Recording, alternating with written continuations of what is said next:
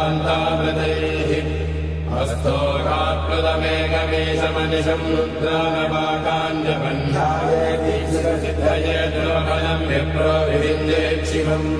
पीठं यस्य धरित्रे जलधरकलशं लिङ्गमाकाशमूर्तिं नक्षत्रं पुष्पमाल्यं गहनकुसुमं चन्द्रमन्यनेत्रम्